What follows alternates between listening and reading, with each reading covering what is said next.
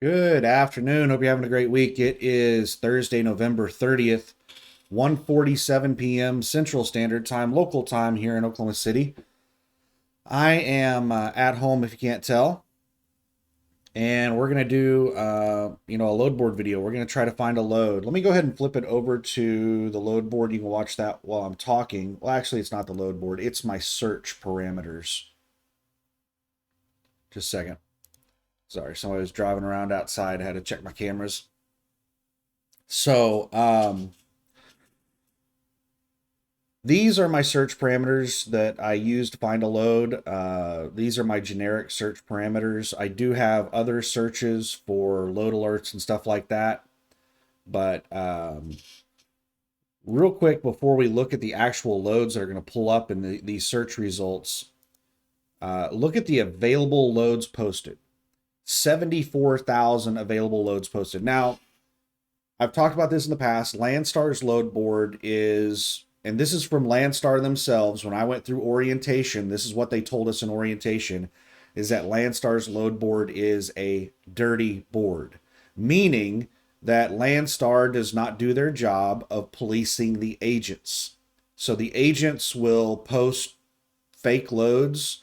They will not take downloads after they get covered. You'll have multiple agents posting the exact same load. So if I had to estimate how many loads there actually are on Landstar's load board, I would say it's close to 10% of the actual load count. So 74,000 loads listed here. There's probably actually 7,400 loads, real loads on Landstar's load board. Because a lot of, for a lot of reasons, a lot of the loads are just not like real loads. Agents will put loads on there to just like get interest on the load to try to figure out what price they should, like if they're looking to get a contract with somebody, then I've seen agents that'll put loads up there to just get drivers to call in and talk with them about like what they would be willing to haul that load for. And they don't have that load. They're just, trying to get an idea of what to bid on the load to try to get it. But anyway, uh, the as far as the load count goes, back at the peak of the freight market, Landstar's load counts were getting as high as like 110,000 loads or more. And then when Russia invaded Ukraine, we lost one of our largest agents due to sanctions. One of the largest Landstar agents was based out of Ukraine. And because of all the sanctions and the war and everything that was happening, Landstar lost a huge amount of loads because of sanctions with the Russia-Ukraine war. And we went from having like 80 plus thousand loads per day to having like 50,000 loads per day. Like the peak load count we would hit in a day would be 50,000 instead of 80 or 90,000. Now we have been slowly climbing back up, and this 74,000 loads is the highest I've seen in a long time. But do keep in mind that I haven't been looking at the load board daily like I used to. Over the last 6 months or so, I haven't looked at the load board a lot.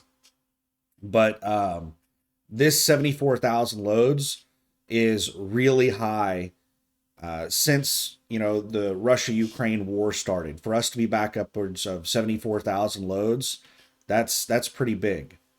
So now let me pause this while I hit the search button and pull up the load list. All right.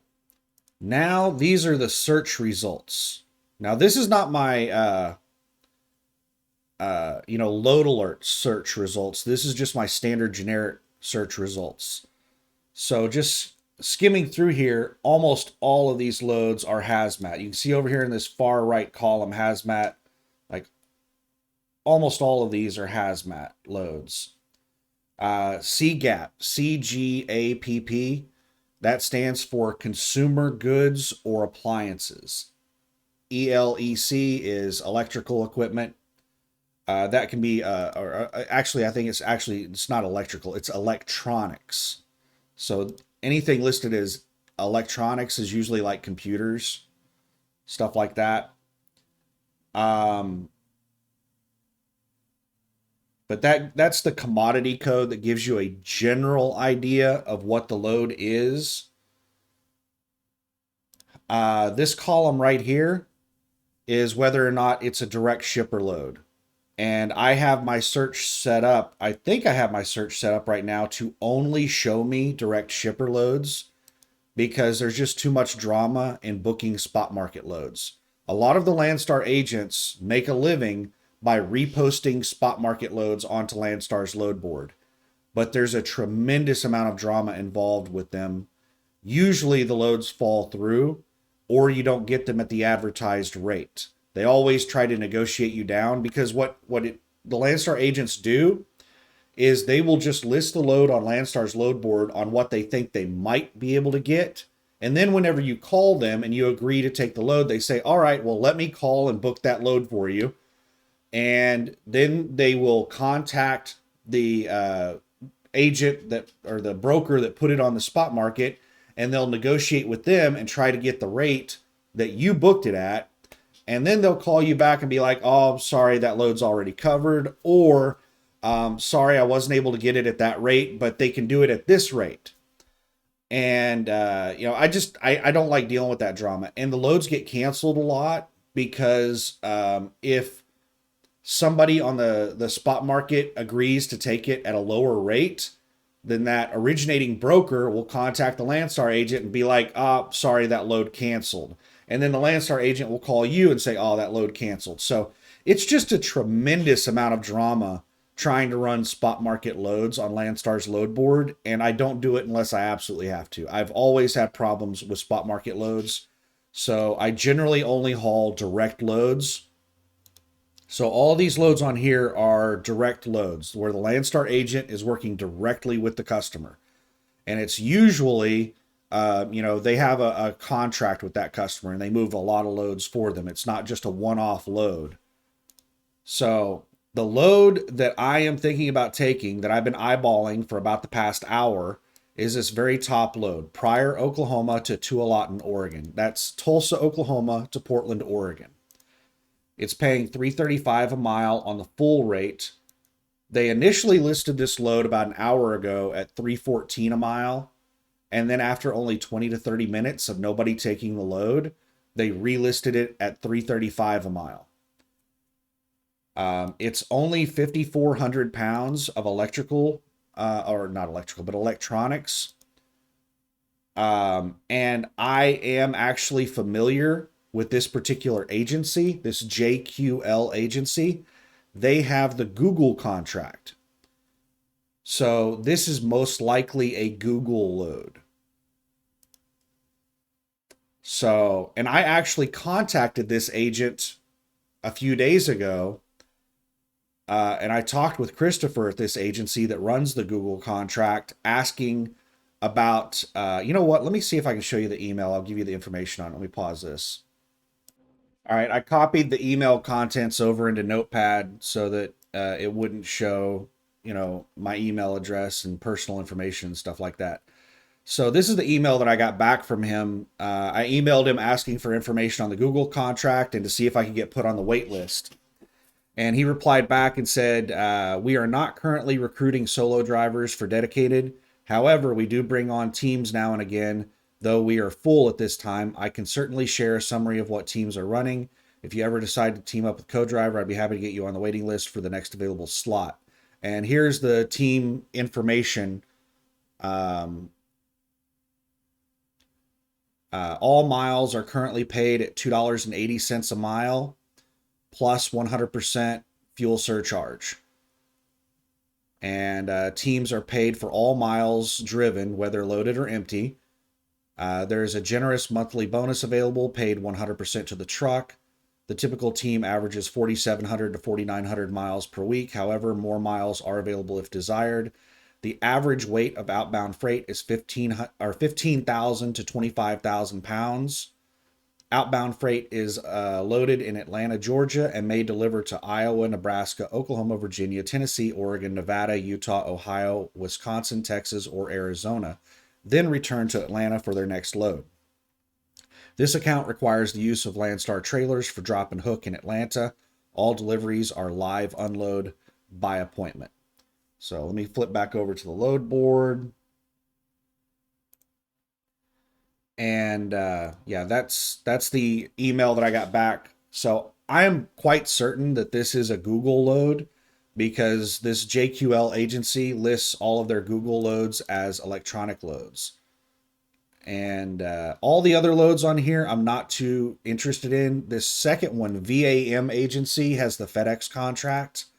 So this Grand Prairie, Texas to San Leandro, California is most likely a FedEx load.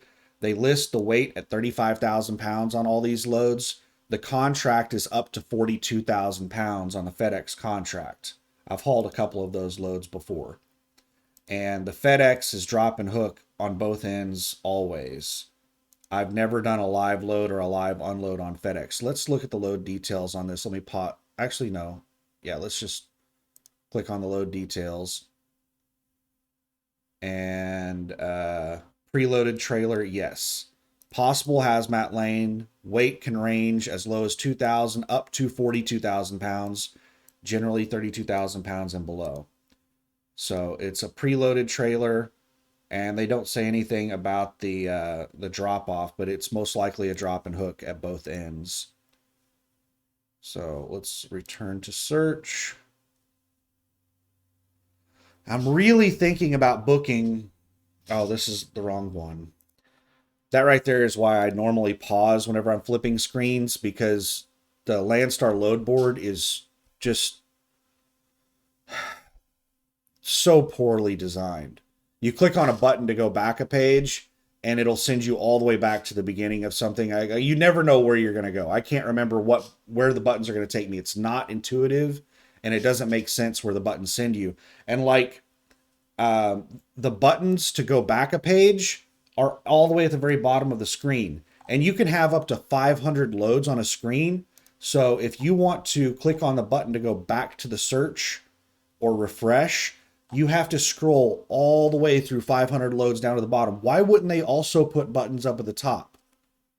They have a new load board that's in beta right now. I have access to it. I've shown it before on. I usually use it on my load board videos, but it's so janky that I don't like using it anymore. It's actually gotten worse over time. It used to be better, and it's gotten more janky and worse over time. So yeah, Landstar's load boards are like, whoever they contract out to do the load boards is just they're idiots. Like, and Landstar probably pays a lot of money to have these load boards created for them, and whatever company is doing it for them is a bunch of morons. But anyway, Pryor, Oklahoma to Tualatin, Oregon. Let's go look at the details on this load. So why am I thinking about this load, and why haven't I already booked this load? So let's look at national forecast here. So this is today, and there's a lot of snow in the Northwest. Tomorrow, a lot of snow in the Northwest. The next day, a lot of snow in the Northwest. So we're in the winter, and this load is going from Tulsa, Oklahoma to Portland, Oregon, which you're pretty much driving across some of the worst mountains that you can drive a truck through in the winter. It's some of the worst places to be in a truck in the winter, driving all the way across Wyoming on 80. It's just tons and tons and tons of mountain driving in the snow. And there's quite a bit of snow happening through the mountains right now. So that's one of the reasons I haven't booked the load already. Another reason is that it picks up tomorrow morning. And I was kind of hoping to find a load. I don't like, leaving the house immediately. I don't like booking a load and then just grabbing my crap and leaving the house. I like to have a couple of days to get everything prepared to leave the house, do a last minute grocery delivery, to get, fresh food to take on the truck, those types of things. Um, so there's a few reasons why I'm hesitant to take this load, but it's a good paying load for the current market. The load that I booked prior to this one that canceled on me was paying like $7,700 on the full rate. It was paying about $1,000 more than this load, $1,300 more than this load. It was paying like $374 a mile. So $1,000 is quite a bit of money. $1,300. That's quite a bit of money. So if it were paying, $7,700, I would have definitely already pulled the trigger on this load. But the price that this load's paying, it's iffy for me. And for how bad the current market is, for a load like this to be setting on the load board for an hour or more, it just shows you how many people do not like driving in the north in the winter. If this were summertime, this load would be gone right now. It would already be gone. But this is the difference between company drivers and owner operators. Owner operators that get to choose their own loads, a lot of them do not like going into the north in the winter. A lot of them, fly south for the winter, stay down on I-10 and I-40. A lot of people do not like going north of I-40 in the winter. And they especially don't like going across Wyoming in the winter. So I'm really surprised that the load has been setting this long, given how well it pays and how bad the freight market is. But I guess people just aren't desperate enough to risk an accident in the snow. And I'm really thinking about taking this load. I'm debating on it. I'm debating. I'm thinking. Let me pause this while I go back to the search results. Oh my goodness. I fully expected that load to be gone whenever I refresh the page, and it's not. That's crazy that load is sitting there. That is such a good load.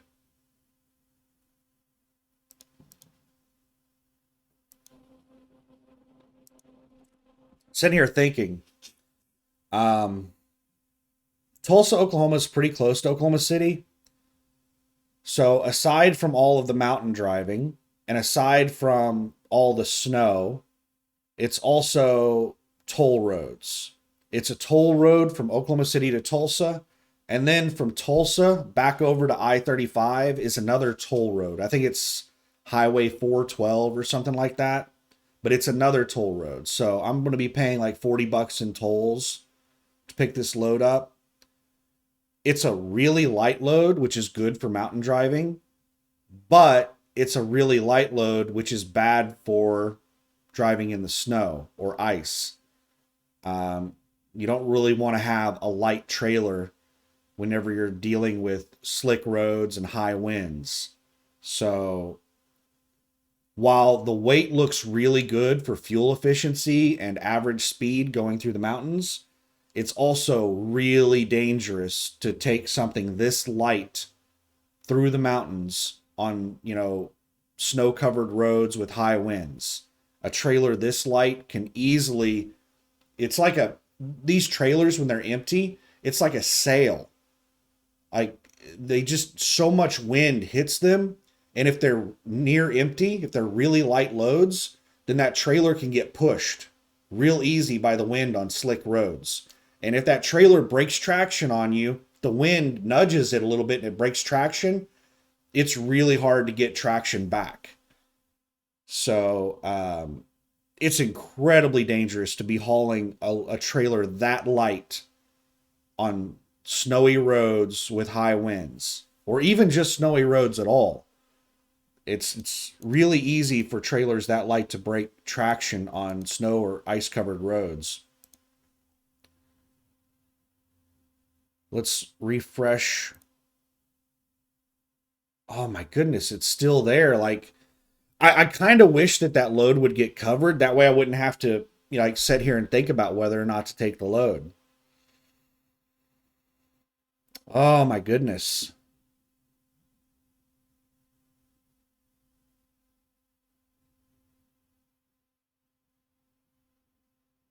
to take the load or not to take the load. So right now, I'm about $3,300 in debt to Landstar. If I take that load, I did the math on it earlier, and it was like $4,100 or $4,200 I get paid to the truck. Let's look at the load details again. I'll math it out. So it is $5,200 times 0.65. I get 65% of the line haul. Plus, let's pretend that I'm going to get 100% of the fuel surcharge. I would have to look at my contract to see if I get 100% of the fuel surcharge. If I get 100% of the fuel surcharge, then what I would be making on the load would be $4,666.85. So somewhere around $4,500 is what I would get paid on this load. So that would get me flush with Landstar again. Plus, I would be able to pocket about $1,200, which would all stay on my fuel card and go toward fuel.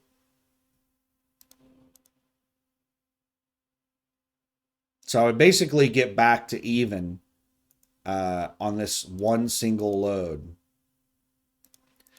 Now it doesn't have, it's got a little bit of extra time on the load, but not a lot. Like if this had, you know, quite a bit of extra time on the load, then I could drive, you know, during good weather times. But with the load the way it is,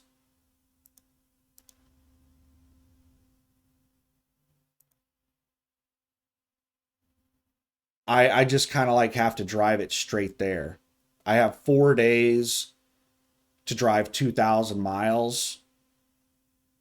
Not even 4 days. I have the first, second, third, and the fourth. And I don't have I can't really do any driving on the fifth, and I don't have the full day of the first. So I have like 3.5 days. So if you're doing 500 miles a day, then yeah, I basically just have to drive this thing straight through. I don't really have a whole lot of extra time on it,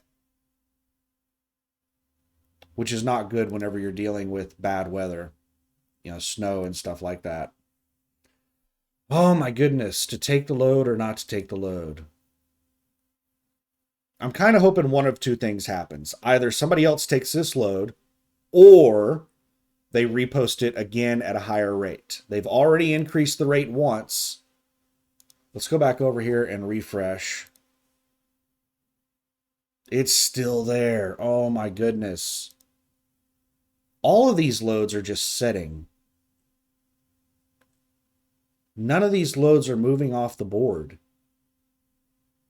And every single load that shows up in these results is an above average load. My search results only show above average loads.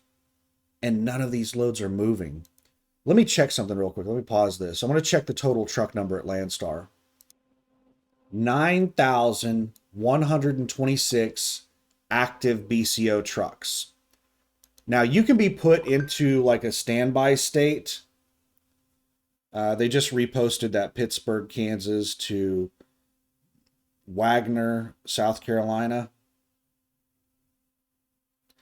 Some agents are really frustrating about doing that. That's one of the most annoying things about load alerts is not just agents not properly listing loads, like not marking them as teams, but a lot of these jackass agents will just repost the same load over and over again. They know that whenever they repost the load, it generates a new load alert. So they'll just keep refreshing the load over and over and over and over again. And you might get 20 or 30 load alerts in a single day off of just one load from one jackass agent that is just, you know, over there with ADHD, just refreshing their load over and over again. If the load's not moving, then increase the price. If you can't move it, then you negotiated a bad price. They just reposted it again. Pittsburgh, Kansas to Wagner, South Carolina. That's at the same fucking price. Nothing changed with the load. It's just at the same price. So we have 9,126 BCO active trucks. It's been yesterday it was down to 9,000. Now it's at 9126. Now that doesn't mean that that's how many trucks are leased to Landstar. It gives you a rough idea of how many are leased to Landstar, but there could be a couple hundred trucks that are just on vacation, and you can call up Landstar and be like, "Hey, put me on the." Uh, they could put you into some kind of status, like a hold status or something like that, and it basically takes your truck off of the list of available trucks, and agents won't call you because you're unavailable. So I don't. There's not really much benefit to being put on the wait list other than agents don't call you, or they shouldn't really call you. But this is an approximation of how many trucks Landstar has. Whenever I leased on a Landstar in the summer of 21, they had 11,000 trucks. Now they're hovering around 9,000 trucks. That's like somewhere between a 15 and 20%. It's like an 18% reduction in fleet size over the last uh, year or so. And Landstar called me yesterday to thank me for, being a partner with them. Thank you for leasing to us. We appreciate you. One of those calls. They also, mailed me a blanket, which I haven't taken out of the package yet. It looks like a nice fleece blanket. It's the Landstar blue. But while I was on the phone with that BCO advisor that was, calling to thank every BCO for, leasing the Landstar. Thanks for being a partner. I asked her a few questions. I pointed out to her that I noticed the fleet had shrunk from 11,000 down to somewhere around 9,000 trucks. Significant reduction in fleet size. And there was a YouTube video by Alex, Asian My Show, Mother Trucker News. That name is so stupid, Mother Trucker. What is he, like 12? I don't even like saying that out loud. It just sounds ridiculous. But he's one of the best sources of information for trucking news.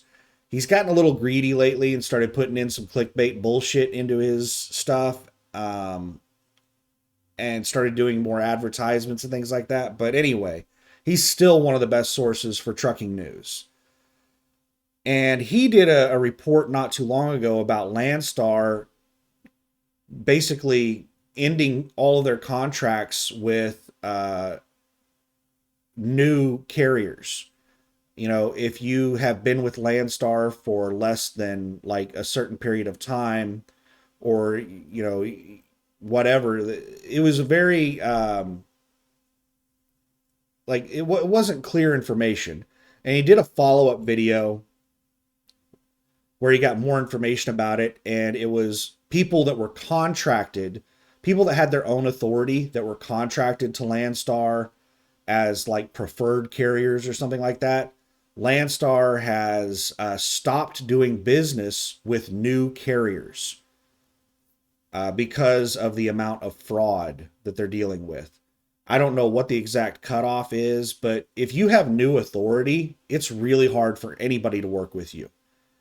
And apparently Landstar was working with people that had new authority, and they decided to stop doing that. It wasn't worth it because there was just too much fraud. So I don't know what the cutoff is on how old your authority has to be, but Landstar is no longer working with people with new authority.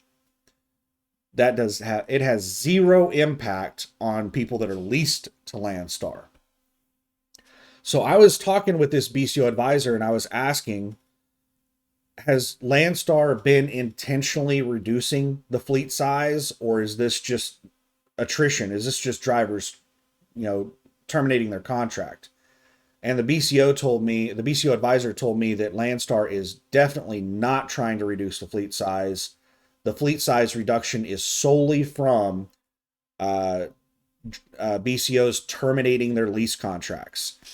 She said that Landstar is desperately trying to retain all of their current BCOs, and they are trying to recruit as many BCOs as they possibly can.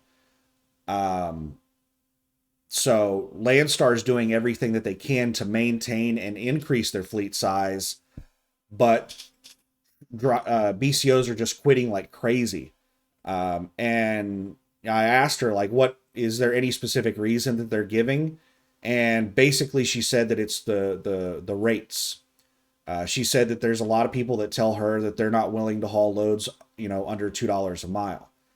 And I told her, I said, yeah, exactly. Like the average operating cost for most owner operators is around $1.75 a mile.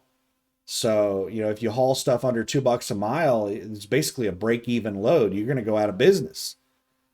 And, yeah, but basically the point is one other thing that she said, and before I say anything further, I have to provide a disclaimer, because Landstar is a publicly traded company and there's lots of regulations involving talking about things that affect the financials of publicly traded companies. So I want to say one thing, a disclaimer before I say what I'm about to say. Number one, I'm not an insider.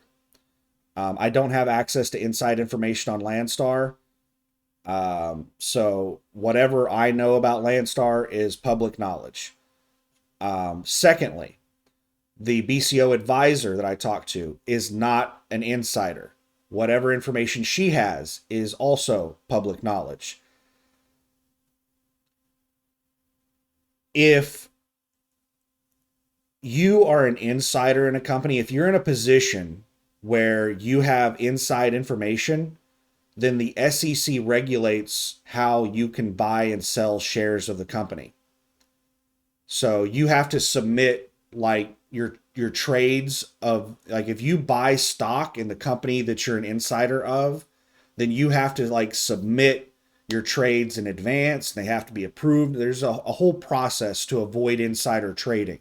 Because if you're like a high level executive at Landstar and that there's about to be some really negative information released about the company that's going to cause the stock to collapse, then you could go out and sell all of your shares based on your insider information. You can unload your shares before everybody else. So there's a lot of things in place to stop that. So because Landstar is a publicly traded company, I just want to give the disclaimer that I don't have any insider information. I'm not considered an insider, and the BCO advisor that I talked to is like not high level management. She doesn't have any insider information. Now, what she said that I wanted to give the disclaimer before I said it is that people at Landstar are freaking out. She used the phrase freaking out about how bad this year has been for the company. And one of the things that they're pushing really, really, really hard right now is driver retention.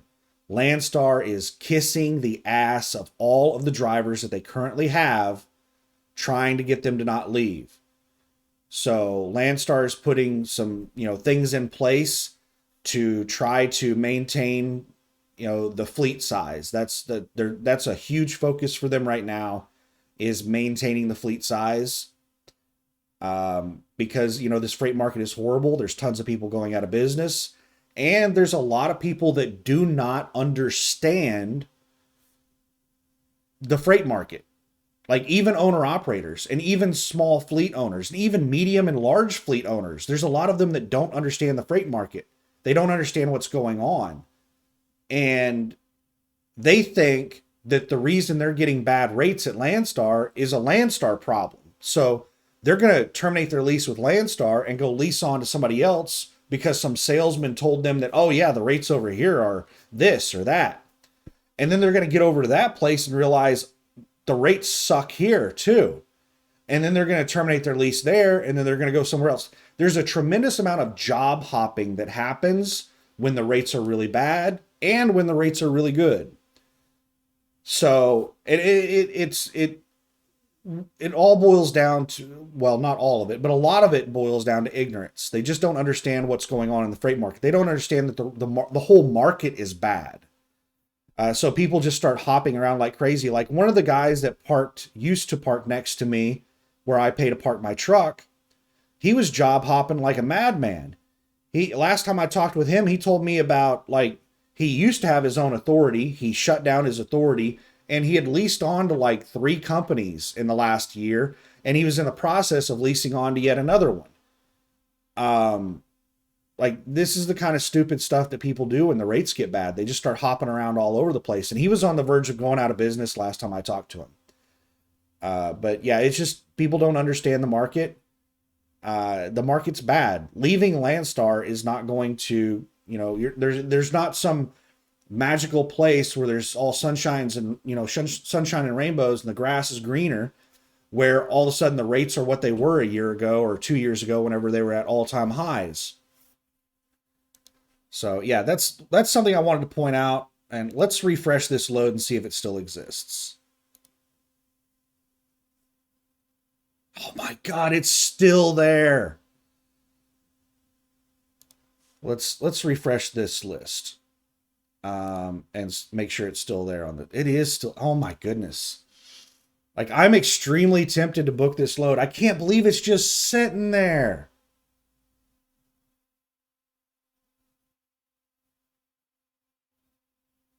If this load did not pick up tomorrow, if it picked up like 2 days from now, I would have already booked it. But with it picking up tomorrow, I don't want to be rushed. Like I don't have enough time left in the day to do a grocery delivery. I don't know how the Walmart delivery is in your area, but the grocery delivery, you have to book it a day in advance. There is no same day grocery delivery unless you want to pay like $20 or $30. I forget what their price is for express delivery, but it's $10 for standard delivery, and it's like 20 or 30 bucks for express delivery to get it there within 2 to 3 hours. I'm just not willing to pay that. But I really like to have a couple of days to get the truck ready to go out over the road. This will be a really interesting drive if I take this load because I love snow and I love cold. I love snow and I love the cold. But this is going to be a really, really, really dangerous drive across all of these mountains.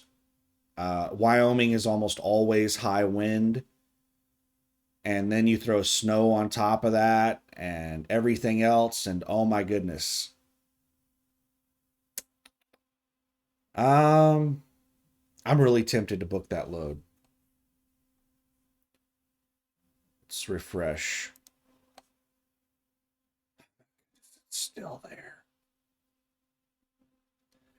Should I call and book the load? It's been sitting on the load board for an hour and 36 minutes. All right, if I book this load, it has an 11 a.m. pickup tomorrow morning in Tulsa. And Tulsa is it's about an hour and a half to 2 hour drive. We'll say 2 hours. So I would have to leave my house. It takes me about an hour, 30 minutes to an hour, depending on traffic, to go from my house to where I park the truck. And then I would need 1 to 2 hours to get the truck loaded, unload everything from the car into the truck, get everything stowed away, get everything prepped, inspect the truck, all that stuff. Say 2 hours. So that's 2 hours driving to Tulsa, 2 hours to load and prep the truck, 1 hour to drive there. That's 5 hours. So I would need to leave the house at a minimum of 6 a.m. And I'm not the kind of person that shows up the last minute. So I could leave the house like 3 a.m.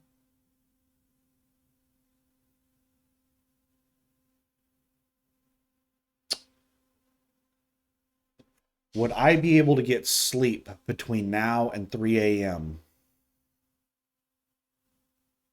I don't know. I just woke up at like 10 a.m. I don't know if I'd be able to get a nap in. God, I'm so tempted to take that load. It's almost exactly what I want.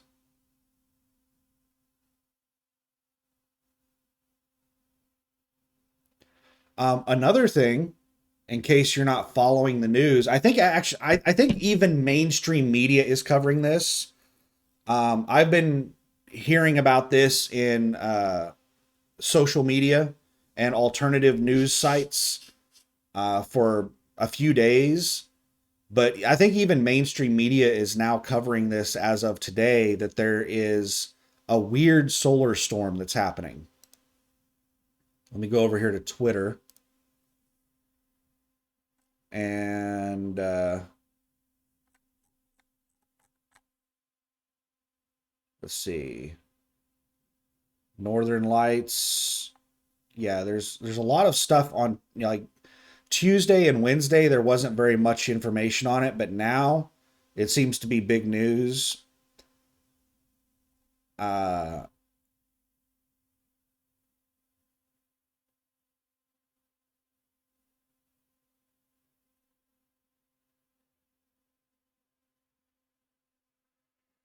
some of these people are fear mongers. NASA is worried about a massive NASA isn't fucking worried about a massive solar storm. It's just trying to get people to click on his his post. Like, so many people are desperate to make a living on social media. I can't stand people that put up like fake headlines and embellish or exaggerate on things.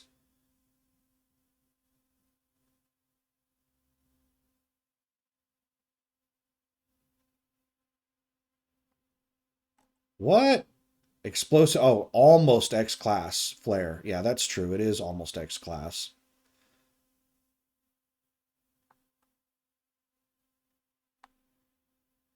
All right, so doesn't look like there's any. I was hoping that there would be some newer information posted on it. So let's go back to the load board here. Let me refresh results. It's still there. So the solar storm, there was actually there's actually like four coronal mass ejections that are about to hit our planet. For anybody who doesn't know what a coronal mass ejection is, think of it as like thunder and lightning. Sometimes you see lightning, but you don't hear the thunder. And sometimes you hear thunder, but you don't see the lightning. Thunder and lightning usually happen together, but they don't always happen together.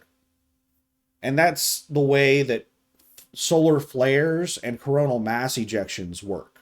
Is the sun is this massive object with these incredible magnetic fields that get tangled up. And whenever these magnetic fields get tangled up, they'll create sunspots. And sometimes these magnetic field lines will rip apart and they'll break free, and it causes a solar flare. Usually it causes a solar flare. Now, if the ejecta released from that solar flare leaves the sun's atmosphere, then that's considered a coronal mass ejection. Now, when a solar flare happens, ejecta does not always leave the sun's atmosphere. Sometimes it just stays within the atmosphere. So a solar flare can happen without a CME, and sometimes a CME can happen without a solar flare. But they usually happen together, like thunder and lightning.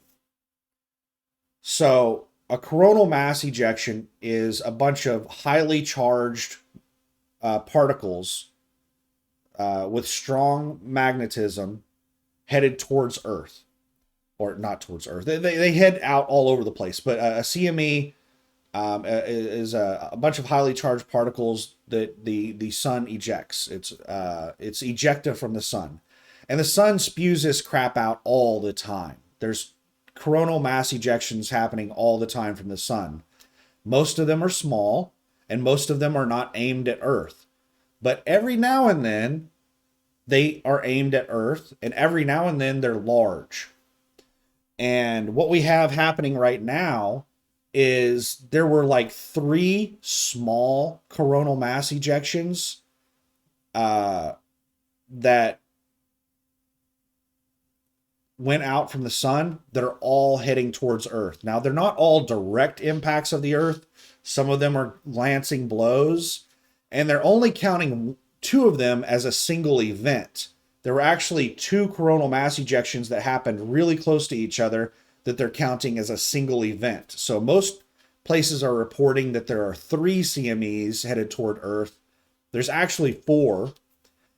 And the very last one is a big one. So there were three small ones, or there were two small ones, and then or there was one small one, and then a second small one, which is a double event. And then after those, there was a large flare.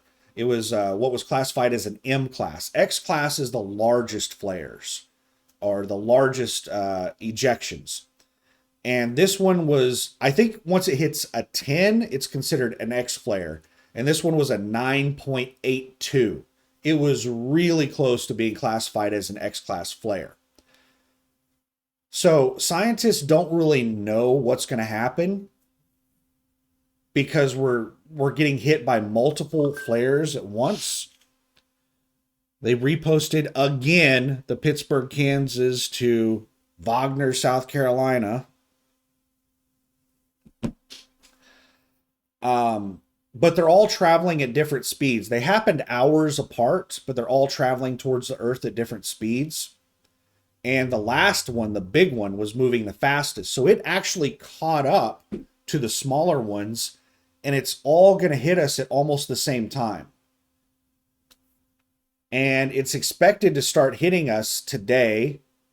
And the peak event is supposed to be at around approximately 5 hours from now is when the peak event's supposed to happen.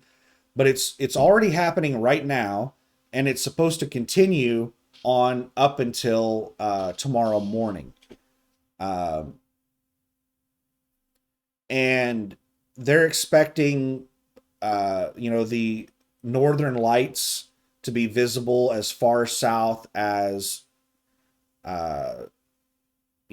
possibly Nebraska. You'll be able to see the northern lights from Nebraska. And they're not expecting a major disruption in like power grid or anything like that, but they're saying that the GPS system could be disrupted, and satellite communications and things like that. The internet might possibly be disrupted. They're not really sure what exactly is going to happen. And it's really hard for them to predict what exactly is going to happen because they're not really sure what 4 solar flares hitting us at the same time is going to do. Is that going to have like the same effect? Like, should we combine all those flares together? And it's the equivalent of an X-class flare? Or like, what impact is it going to have, really? They don't know. So some people are like claiming it's going to be a doomsday event. The power is going to go down everywhere. And some people are like, oh, it's just going to be pretty northern lights. There's not a whole lot of consensus as to what exactly is going to happen. Now, I haven't seen any reputable scientists making claims that it could be a catastrophic event. Most reputable scientists are saying that it's not going to have much impact at all on the planet. But we'll wait and see. We'll wait and see. I'm not heading to my doomsday bunker or anything like that. But it is definitely something to keep an eye on. Let's refresh this again. It's still there. It is still there. Come on, increase the rate again. Increase the rate. Increase the rate. Why is nobody taking these loads?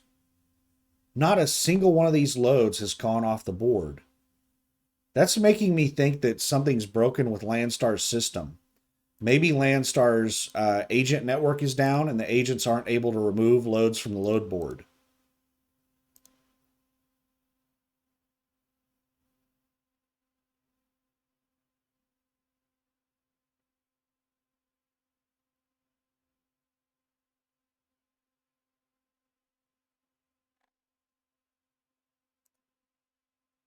Because these are 20 of some of the best loads on the board,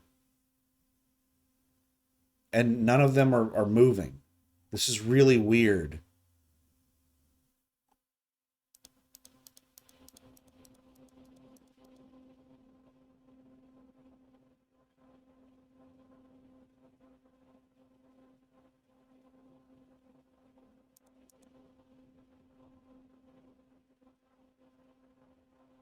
Now, some of these loads don't pick up for a long time. Like this load right here doesn't pick up until December 28th. It's a month from now.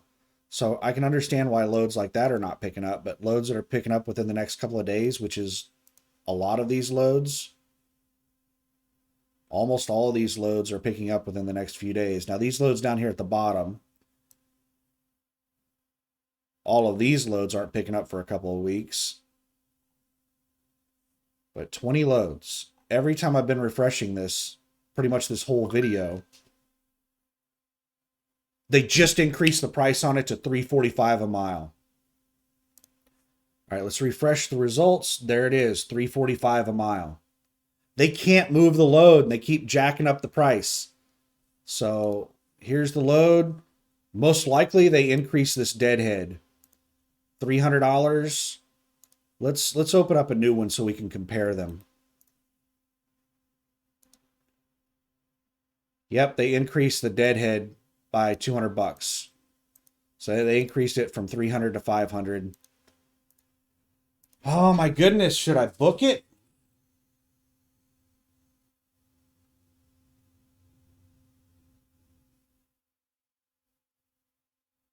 It's still $1,000 less than the last load that I booked to Portland. It's like 30 cents a mile less.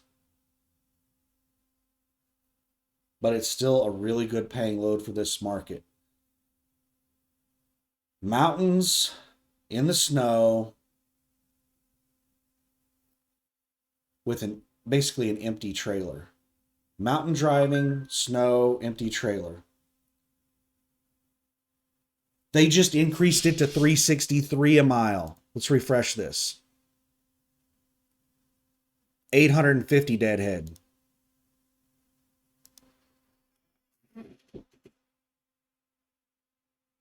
I think I'm going to book it.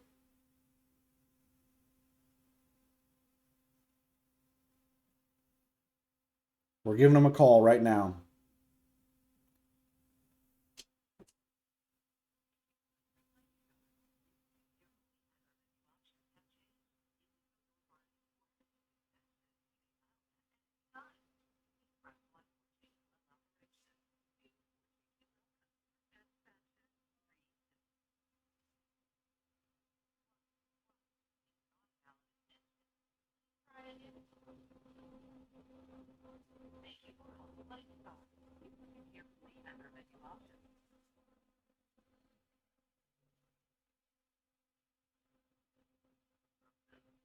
Hello, my name is Daniel. I'm calling about the prior Oklahoma to Tualatin, Oregon load.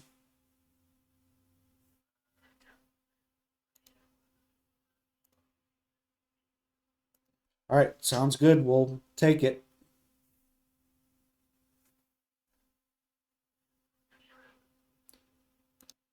All right, sorry about that. Oh, I got my email up. Let's turn. Okay, so I had to pause the video because he was asking for, he started asking for information to book the load. And he said that I have the load, and he said a whole bunch of people were calling in to get the load. So he went ahead and put the load on me real quick. And bam, the load's gone from the load board. So let me pause this. And he said he's already assigned it to me. So let me pull up my email and see if I got it. All right, I haven't gotten it yet. It's only been a couple of minutes. So, well, now I need to, get everything ready to go. And should I drive up there tonight?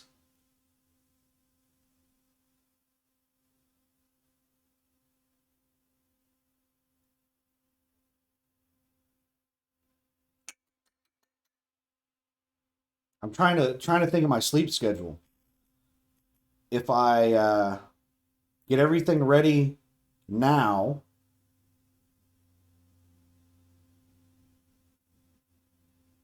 And I drive up there tonight.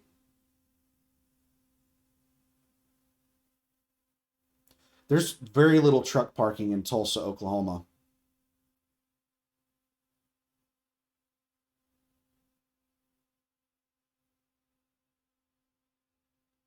The only truck stop I even know about in Tulsa, Oklahoma is a Flying J, and it does not have very much parking.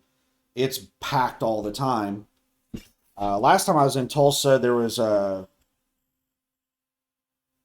basically a shopping center parking lot that I parked in. Was that in Tulsa or was that in Terrell, Texas?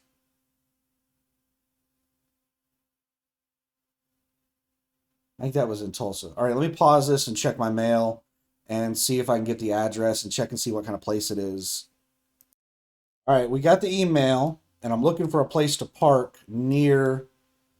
It's not a Google facility, it's an XPO logistics facility.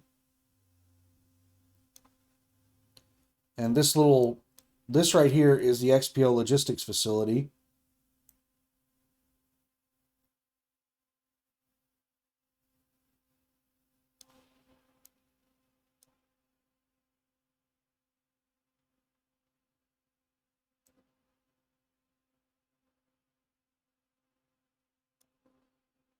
And I'm looking to see if there are any truck stops or anything in town.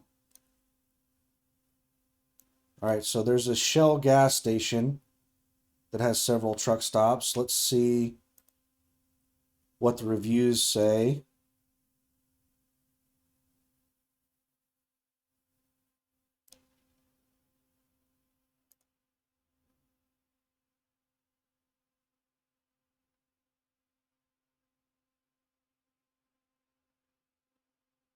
Some drivers saying it's a clean restroom.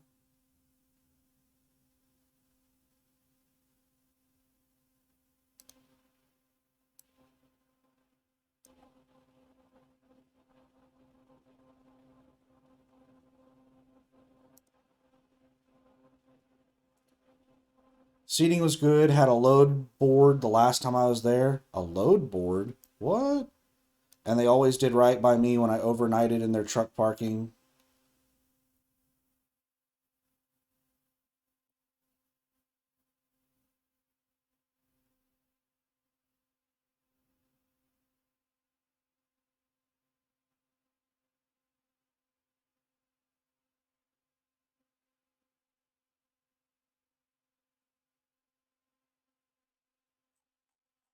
So nobody's really saying a whole lot about the truck parking other than mentioning that there is about 15 truck parking spots.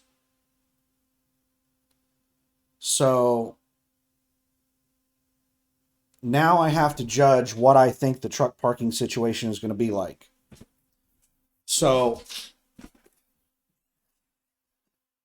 here's a few things to take into consideration on the truck parking. Is there a facility like a Walmart or an Amazon near here? Not that I'm aware of. If there was a large distribution center of some kind that had a lot of truck business, like a Walmart or an Amazon, then any place with truck parking would be overwhelmed with trucks at all hours of the day with people waiting on appointments.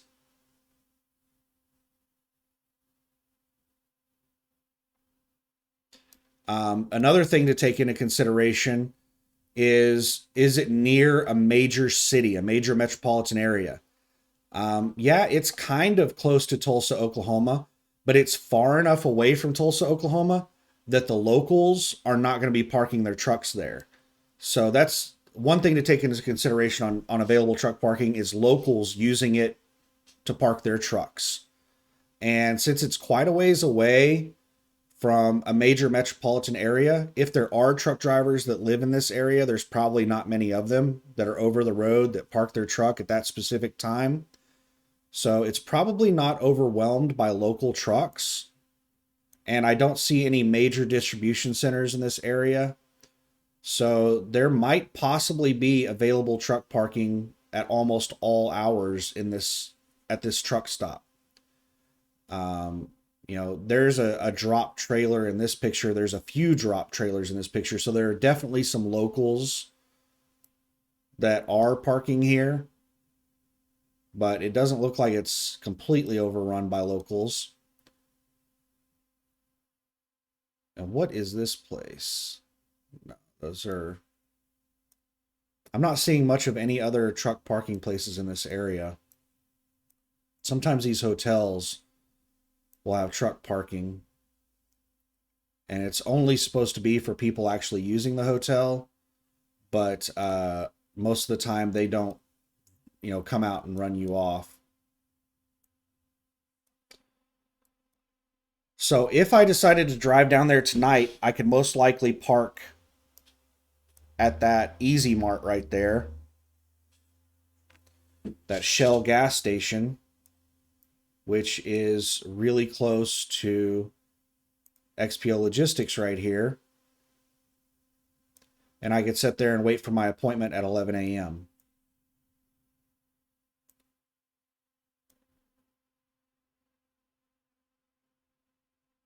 Huh.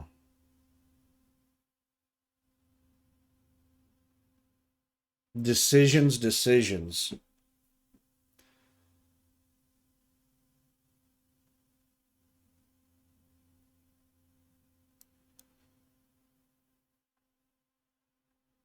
And I got to figure out how I'm going to get there. Am I going to take this Highway 412? I think this 412 is a toll road.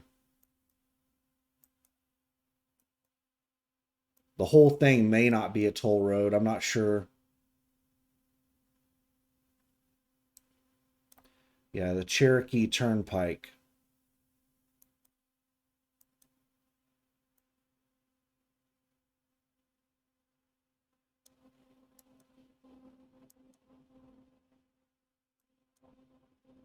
All right, so it's not listed as the Cherokee Turnpike until this right here. So it may not be a toll road up to that point.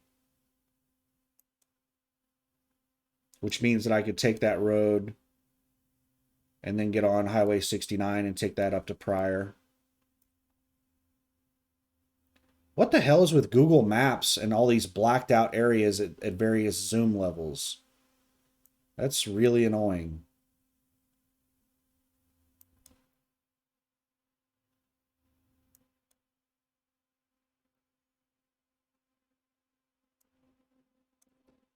And then whenever I leave, I'll just be hopping back on 412 and basically taking 412 all the way over to Interstate 35, and it's a toll road.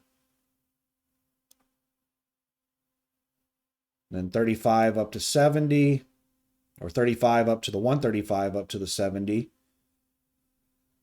And then the 70 to the 25. Denver now has a toll road to bypass the major part of the city. I think it's this thing right here. The Colorado E470. It's a fairly new toll road that allows you to basically bypass driving through Denver. I've never taken that toll road.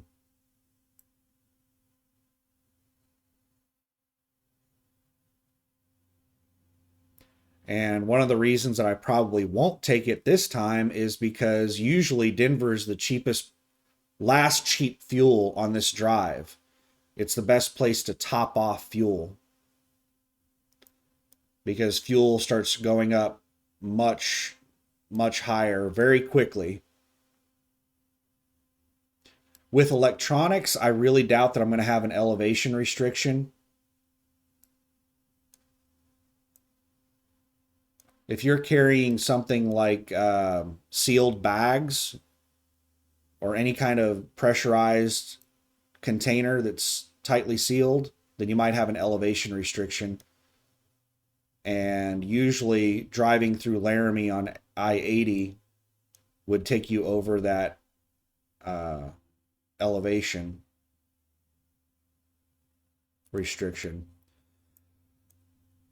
I don't know. I need to start getting things ready and figure out what I'm going to do. Let me pause this and check out the email, because the agent was just like, hurry up and assign it to me and get off the phone before somebody else booked the load. So let me pause this.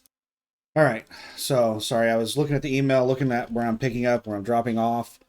And yeah, they gave me the actual last rate, where they just increased the price up to $850 on the Deadhead. So yeah, they gave me the advertised rate. Everything's good to go on the load. The weight matches the freight bill and the load board. Everything, all the information all adds up. Everything looks good. I'm just trying to decide how I'm going to do this. I need to do a load of laundry right now. And I need to figure out if I need to do a grocery delivery. So I kind of need to go down and take stock of my food. I need to take a shower, do laundry, look at a few things. I need to check my mail, because I think that Landstar has probably sent me my latest IFTA stickers by now. And I need to check and see if they're in the mail. They usually send them like a month early. So I need to go check and see if my new IFTA stickers are in the mailbox. I just need to get everything prepped and ready to go. Now, the reason I'm contemplating on when to leave is I'm trying to do two things. Number one is I'm trying to figure out my sleep schedule. Like, I can't just go to sleep whenever I want. And I just woke up not too long ago. So it'd probably be best if I drive there this evening and then take a nap before I pick up the load. The second thing that I'm trying to figure out is how I'm going to have the most available hours to get the load there as quickly as possible. Because since I'm going to be driving through a lot of bad weather areas, I want to get there, like, put as many miles and have as much spare time as possible. That way, if I hit an area where I have to drive 25 miles an hour for 100 miles, it's not going to make me late for the delivery. So, yeah, I'm just trying to give myself the best schedule to make it there on time. And yeah, I think what I'm gonna do is I'm gonna, do laundry, get everything prepped here, get a shower, and then go pack up the truck, and then go ahead and drive up there tonight. Park at that Shell station, do a sleeper split, take a nap, pick up the load, and then put as many miles on it as I can on the second half of the sleeper split.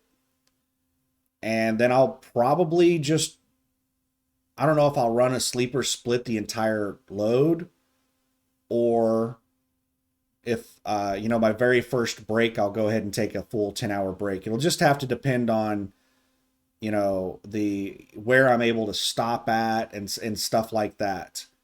The big thing is making it through Denver. I don't want to drive through Denver during a peak traffic time. But once I make it past Denver, the only concern is going to be weather. Because past Denver, it's just tons of open road. I love driving through that area because of, there's nothing there. And truck parking, it's not difficult to find truck parking. What few truck stops exist along that. Actually, there's a decent number of truck stops. They're pretty spread out because there's a whole lot of nothingness along that route. But there's almost always truck parking at the truck stops along this route until you get into Oregon. So I don't know. Yeah, I better wrap up this video and start getting everything ready, because I'm going to be hitting the road sometime this afternoon. Probably around 7 or 8 p.m. is when I'll actually start driving up to Tulsa.